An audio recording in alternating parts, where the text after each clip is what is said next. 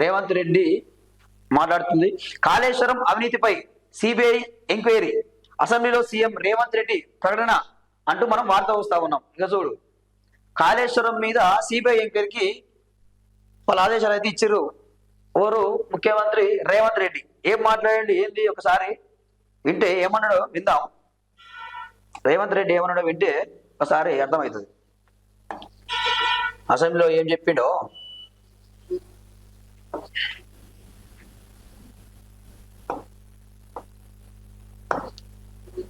Sound తక్కువైంది, ఒక్క నిమిషం.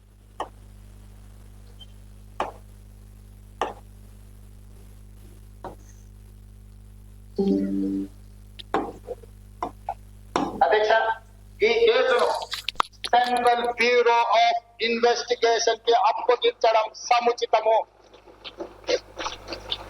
అందుకే ఈ కేసు దర్యాప్తును సెంట్రల్ బ్యూరో ఆఫ్ ఇన్వెస్టిగేషన్ కు అప్పగించడానికి సభ నిర్ణయం తీసుకుంటున్నది తమ అనుమతితో. అధ్యక్ష, రేవంత్ రెడ్డి అదే చెప్పేస్తా ఉన్నాడు. తమ అనుమతితో అసెంబ్లీలో ప్రకటించిండు. అది ఇంతకుముందు చర్చ జరిగింది. సిట్టుకు అప్పచెప్తారా సిబిఐకి అప్పచెప్తారా అనే సందేహానికి మాత్రం తెరదించిండు.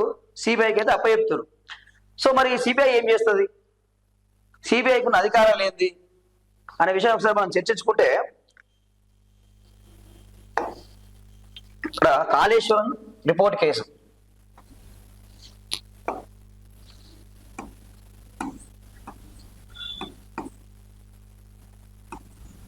కాళేశ్వరం రిపోర్టు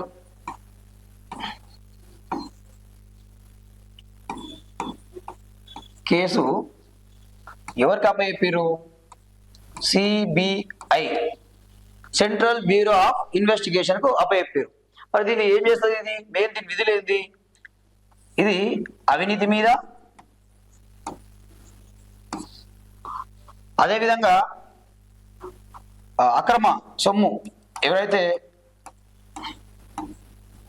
సంపాదించుకున్నారో దారి మనిషిలో అవి మొత్తం ఇది మొత్తం ఢిల్లీలో ఉంటుంది కదా. ఈ వ్యవస్థ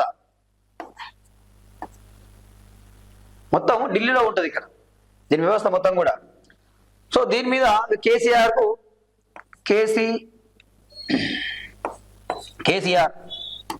హరీష్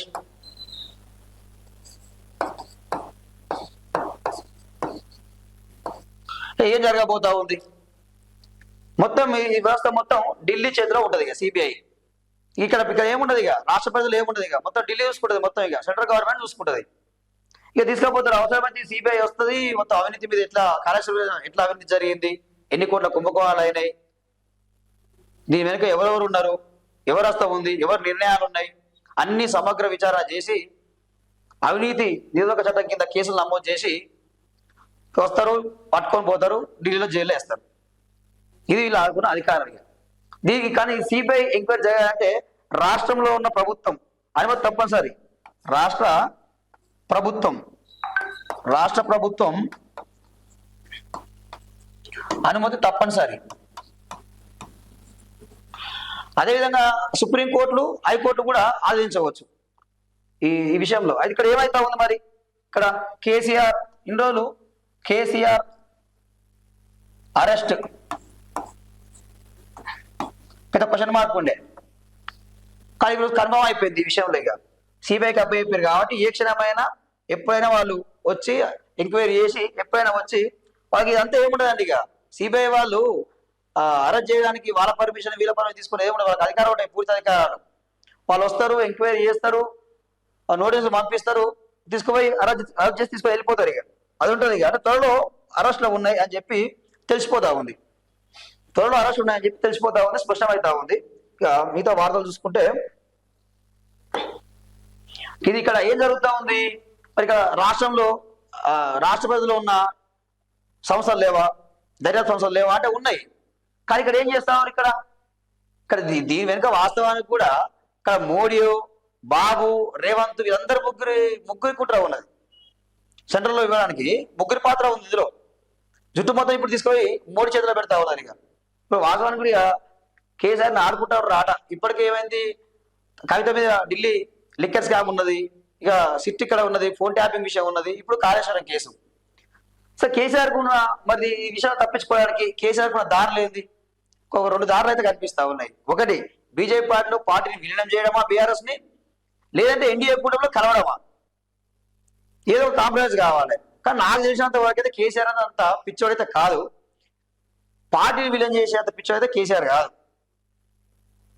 అదొక విషయం. లేదు వాళ్ళ రాజకీయ సమీకరణాలు ఏమైనా ఉంటే ఎలక్షన్లో ఏమన్నా వాళ్ళు ఏమైనా కూటమిగా ఏర్పడి ముందుకెళ్లే అవకాశం అయితే ఉంటుండొచ్చు. ఎందుకంటే ఏ రోజు ఎప్పుడు నా రాజకీయ నిర్ణయాలన్నీ వ్యక్తిగత నిర్ణయాలే ఉంటాయి, ప్రజల అభివృద్ధి కోసం నిర్ణయాలు ఎప్పుడు ఉండవు. అది జరిగే అవకాశం అయితే ఉంటుండొచ్చు. అదొకటి జరుగుతూ ఉంది. అవినీతి పరులందరిపైన కఠిన చర్యలు తప్పవు. ఊరు పేరు డిజైన్ మార్చి కాళేశ్వరం పేరుతో లక్షల కోట్లు దోచుకున్నారు. ఇది మాత్రం వాస్తవం. ఇక్కడ కాళేశ్వరం ప్రాజెక్టు కట్టడం కూడా ఎవరు తప్పుపట్టలేదు. కేసీఆర్ ఆ విషయంలో ఎవరు తప్పట్లేదు. మేడిగడ్డ, అన్నారం, సుందిల్లా ఈ ప్రాజెక్టు కట్టిరు తెలంగాణ. వాస్తవానికి ఆ ప్రాజెక్టు ద్వారా నీళ్ళు వచ్చినాయి, రైతులకు ప్రతి పొలానికి నీళ్ళు అందినాయి, చెరువులు నిండినాయి. ఇది మాత్రం వాస్తవమే. కానీ జరుగుతున్నది ఏంది? ఈ డిజైన్లు మార్చి ఎత్తులు పెంచి 1000 కోట్ల అప్పు తీసుకొచ్చి దాని మీద అక్రమంగా రాజకీయ నాయకులు, అక్కడ ఉన్నప్పుడు ఈఎన్సీలు, కాంట్రాక్టర్లు, అధికారులు ఎవరు పడితే వాళ్ళు లక్షల కోట్లు సొమ్ము వెనకేసుకున్నారండి. ఎంక్వైరీ ఈఎన్సీ మీద ఎంక్వైరీ కూడా జరిగింది కదా. బంగారం, అది ప్లాట్లు, అక్కడ దుబాయ్లో కూడా ప్లాట్లు ఉన్నాయి వాళ్ళకు. ఇక్కడనే కాదు, దుబాయ్లో కూడా ప్లాట్లు ఉన్నాయి. ఇక్కడ వ్యవసాయ క్షేత్రాలు ఒక్కొక్కటి దగ్గర 1000 కోట్ల సొమ్ము, అక్రమ సొమ్ము. అదంతా కూడా అదంతా బయటికి రావాల్సిన అవసరం ఉన్నది. కేసీఆర్ దోపిడీ దొంగగా మారి రాష్ట్రాన్ని ఆగం చేశారు. నిజాం కంటే కూడా శ్రీమంతులు కావాలన్నదే ఆయన దురాశ. ప్రాణహిత చేవలకు అనుమతులు ఉన్న దోపిడీ కోసమే లొకేషన్ మార్పు. మహారాష్ట్ర అభ్యంతరాలు ఎత్తుపైనే, మహారాష్ట్ర ప్రాజెక్టు నిర్మాణంపై కాదు. సిడబ్ల్యూసి అభ్యంతరం చెప్పిన మేడిగడ్డ దగ్గర ఎట్లా నిర్మించారని ప్రశ్న. పీసీ ఘోష్ కమిషన్ రిపోర్ట్ పై సభలో రాత్రి 1:30 గంటల వరకు సుదీర్ఘ చర్చ అంటూ మనం వార్త చూస్తా ఉన్నాం. ఇక్కడ ఏమైతా ఉందంటే, సరే ఇప్పుడు కాళేశ్వరం ప్రాజెక్టు అవినీతి అన్నారు. అది ఎవరు తప్పు చేసినా అక్కడ అవినీతి జరిగి ఉంటే ఎవరైనా దాని శిక్ష అనుభవించాల్సిందే, అది ఓకే. కాకపోతే ఇక్కడ కాళేశ్వరం ప్రాజెక్టు పూలిపోద్ది, కొట్టుకపోద్ది అని చెప్పి కాంగ్రెస్ అంటా ఉంది. మరి ఇన్ని వరదలు వచ్చినాయి, లక్షల క్యూసెక్ల నీరు వచ్చింది, మరి ఎందుకు కొట్టుకపోలేదండి? ప్రాజెక్ట్ అట్లా నిలబడి ఉంది కదా, కొట్టుకపోలే కదా. సో అది విషయం. ఏదేమైనా ఇప్పటికి ఏదేమైనా కానీ మొత్తం మీద రేవంత్ రెడ్డి కేసీఆర్ లోపలే అనుకుంటూ లోపలేసింది, ఇలా లోపలైనా జరుగుతూ ఉన్నది. కానీ ఇదొక విషయం అండి.